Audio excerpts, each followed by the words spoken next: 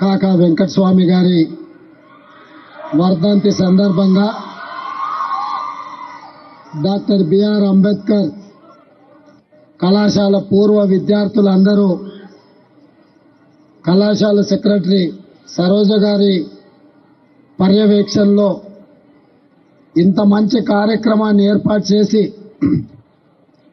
పూర్వ విద్యార్థులనే కాకుండా ఈనాటి విద్యార్థులందరికీ ఒక స్ఫూర్తినివ్వడానికి బ్రహ్మాండమైన కార్యక్రమాన్ని ఏర్పాటు చేసి ఈ కార్యక్రమంలో మంత్రివర్యులు దుద్దిల్ల శ్రీధర్ బాబు గారు, మంత్రివర్యులు పొన్నం ప్రభాకర్ గారు, శాసనసభ్యులు విజయ రమణారావు, శాసనసభ్యులు రాజ్ ఠాకూర్ గారు, అదేవిధంగా వెంకటస్వామి గారి కుమారులు గడ్డం వినోద్ గారు, గడ్డం వివేక్ గారు, వారిద్దరిని చూసినప్పుడు నాకు రామాయణంలో లవకుశలను చూసినట్టుగా అనిపిస్తుంది.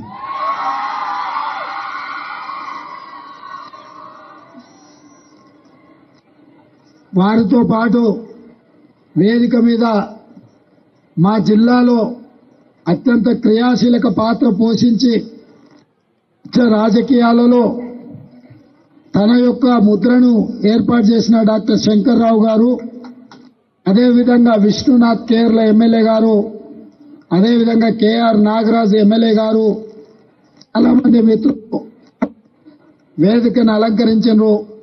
అదేవిధంగా విమలక్క గారు, ప్రొఫెసర్ పురుషోత్తం గారు, చాలా మంది పూర్వ విద్యార్థులు, యువమిత్ర వంశీ ఈ మొత్తం కార్యక్రమాన్ని పర్యవేక్షిస్తూ ఇంత మంచి కార్యక్రమాన్ని ఏర్పాటు చేసిన యాజమాన్యానికి, సిబ్బందికి మనస్ఫూర్తిగా ధన్యవాదాలు తెలియజేస్తున్నా. మిత్రులారా, ఎంత సంపాదించడమని కాదు, సమాజానికి ఎంత పంచడం అనేది బాధ్యత. ఆ సామాజిక బాధ్యతలో కాకా వెంకటస్వామి గారి కుటుంబం ముందుండి 50 సంవత్సరాలు 1973లో ప్రారంభించిన ఈ విద్యా సంస్థను 50 సంవత్సరాలు 1,50,000 మందిని నైపుణ్యం కలిగిన విద్యార్థులను తయారు చేసి ఈ దేశ నిర్మాణంలో అత్యంత క్రియాశీలక పాత్ర పోషించడం అభినందనీయం. వారి కఠోరమైన పట్టుదల, దీక్ష ఈరోజు ఈ నుంచి వాళ్ళ విద్యా సంస్థల నుంచి లాయర్లను, డాక్టర్లను, ఇంజనీర్లను, ప్రొఫెసర్లను, ఐఏఎస్లను, ఐపీఎస్లను తయారు చేసి ఈ దేశ నిర్మాణంలో వారి బాధ్యతను, సామాజిక బాధ్యతను నెరవేర్చిండ్రు. మీరందరూ యాజమాన్యానికి పెద్ద ఎత్తున చప్పట్లతో వారిని అభినందించాల్సిందిగా కోరుకుంటున్నా. ఈనాడు కార్పొరేట్ పరిశ్రమలు నడిపే వాళ్ళు ఈ సంవత్సరం 1000 కోట్లు లాభాలు ఆర్జించడం, వచ్చే సంవత్సరం 2000 కోట్లు సంపాదించడం ఎలా అని టార్గెట్ పెట్టుకుంటున్నారు.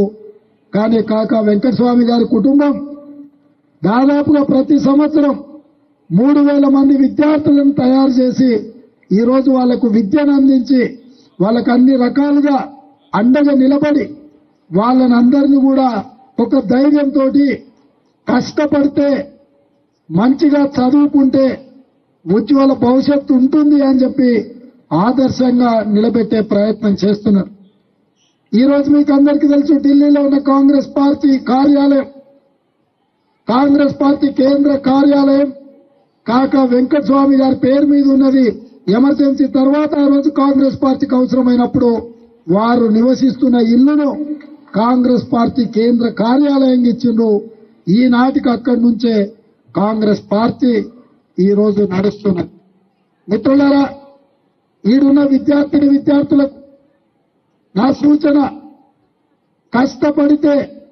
కష్టపడి చదువుకుంటే జీవితంలో నిర్దిష్టమైన లక్ష్యాన్ని పెట్టుకుని మనం ఆ దిశగా ప్రయాణం చేస్తే తప్పకుండా అనుకున్నది సాధించడానికి అవకాశం ఉంటుంది అని చెప్పి కాకా వెంకటస్వామి గారితో పాటు ఈ వేదిక మీద ఉన్న చాలా మంది ఎమ్మెల్యేలు ఏ కుటుంబ నేపథ్యం గాని రాజకీయ నేపథ్యం గతంలో పదవులు అనుభవించిన వాళ్ళు కానీ పదవులు చేపట్టిన వాళ్ళు కానీ లేరు. నాతో సహా మా కుటుంబంలో ఎవరు నాకంటే ముందు తరంలో రాజకీయాలలో లేరు.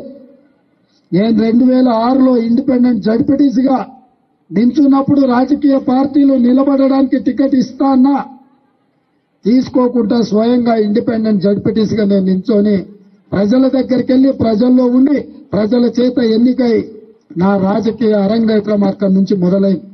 స్థానిక సంస్థల్లో పనిచేసిన, శాసన మండలిలో పనిచేసిన, శాసనసభలో పనిచేసిన, లోక్సభలో పనిచేసిన, అంటే ఈ దేశంలో ఉన్న ప్రజాప్రతినిధులు ఎన్నిక కాబడే అన్ని సంస్థలల్లో అన్ని ప్లాట్ఫామ్లో పనిచేసిన ఈరోజు మీరందరూ ఆదరించి అభిమానించి మీరు గుండెల్లో పెట్టి చూసుకొని భుజాల మీద మోసింది కాబట్టి ఇంత గొప్ప తెలంగాణకి ఈరోజు ముఖ్యమంత్రిగా మీ ముందు నించున్నా అంటే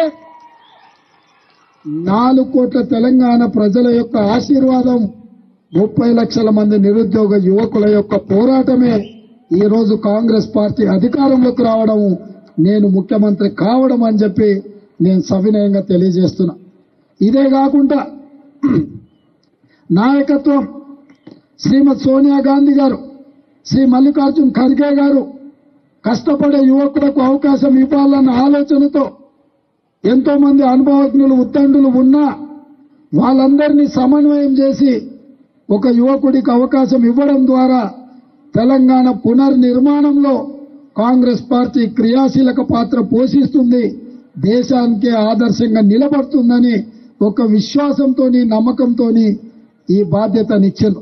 అందుకే ఈరోజు మా వేదిక మీద ఉన్న మంత్రులు పెద్దలు శ్రీధర్ బాబు గారు, పొన్నం ప్రభాకర్ గారు, మా శాసనసభ్యులు అందరం కూడా కఠోరమైన దీక్షతోటి ఈ తెలంగాణను దేశానికే ఆదర్శంగా నిలబెట్టే రాష్ట్రంగా తీర్చిదిద్దే పనిలో భాగంగా రోజుకు 18 గంటలు కష్టపడాలి అని చెప్పి ఈ రోజు మేము ప్రయత్నం చేస్తున్నాం. ఈరోజు శాసనసభలో 119 మంది శాసనసభ్యులు ఉంటే 57 మంది నూతన శాసనసభ్యులు ఉన్నారు. 64 మంది కాంగ్రెస్ పార్టీలో గెలిస్తే 37 మంది మొదటిసారి ఎమ్మెల్యేలుగా ఎన్నికైన వాళ్ళు ఉన్నారు.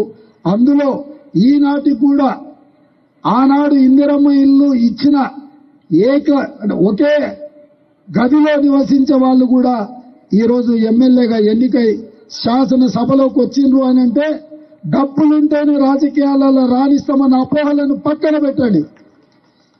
ప్రజల మధ్యలకు వెళ్ళండి, ప్రజల సమస్యలు తెలుసుకోండి, ఆ సమస్యల పరిష్కారం కోసం పనిచేయండి.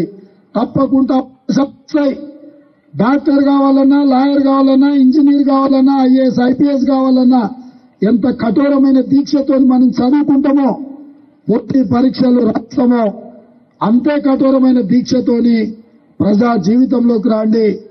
ఎందుకంటే ఈ దేశం మనది, ఈ దేశాన్ని నిర్మించుకోవాల్సిన బాధ్యత మనది. మనం పాలకులం కాదు, మనం సేవకులం. ఈ ప్రజలకు నాణ్యమైన సేవలను అందించాల్సిన బాధ్యత మన ప్రజా ప్రతినిధుల మీద ఉన్నది. ఈ వ్యవస్థను ప్రక్షాళన చేయాలన్నా, ఈ వ్యవస్థతోని ఒక మంచి పరిపాలన అందించాలి అనంటే బడుగు బలహీన దళిత గిరిజన మైనారిటీ మహిళల యొక్క ప్రాతినిధ్యం పెరగాలి. అందుకే ఆనాడు చట్టసభలలో ఎస్సీ ఎస్టీ రిజర్వేషన్లతో పాటు ఈనాడు మహిళా రిజర్వేషన్లు కూడా కాంగ్రెస్ పార్టీ ముందుకు తీసుకొచ్చింది. ఈ అవకాశాలన్నింటినీ ఈ రోజు ఇక్కడున్న పూర్వ విద్యార్థులతో పాటు ఉజ్వల భవిష్యత్తు కోసం ఇక్కడ వచ్చిన విద్యార్థులకు వాళ్ళ తల్లిదండ్రులకు అందరికీ డాక్టర్ బిఆర్ అంబేద్కర్ కళాశాల యాజమాన్యం తరఫున మీకందరికీ అభినందనలు తెలియజేస్తూ, మీకు అన్ని విధాలుగా వివేక్ వెంకటస్వామి గారు, వినోద్ గారు, సరోజమ్మ గారు, రమ గారు, యువమిత్రుడు వంశీ మీకు అన్ని రకాలుగా అండగా నిలబడతారు. రాష్ట్ర ప్రభుత్వంగా మా వైపు నుంచి ఏ సహకారం కావాలన్నా నిస్సంకోచంగా ప్రభుత్వం ముందుకు ఎందుకంటే అన్ని కార్యక్రమాలను ప్రభుత్వం నిర్వహించలేదు. శక్తి కలిగిన వాళ్ళు సామాజిక బాధ్యతతోని సమాజ నిర్మాణంలో ముందుకొస్తే మా ప్రభుత్వం భేషజాలు లేకుండా అన్ని రకాలుగా సహకారాన్ని అందిస్తుంది. ఆ సహకారం ఏ రూపంలో కావాలన్నా ఈ యాజమాన్యానికి కాంగ్రెస్ పార్టీ అండగా నిలబడుతుంది. దేశంలో గాంధీ కుటుంబం కాంగ్రెస్ పార్టీకి ఎట్లా ఆదర్శమో తెలంగాణ రాష్ట్రంలో కాకా వెంకటస్వామి గారి కుటుంబం కూడా ఈ కాంగ్రెస్ పార్టీకి అండగా ఉంటుంది, అండగా ఉండాలి. మనందరం కలిసి ఈ రాష్ట్ర నిర్మాణంలో ముందుకు సాగాలని తెలియజేస్తూ మీ అందరి దగ్గర సెలవు తీసుకుంటున్న మిత్రులారా.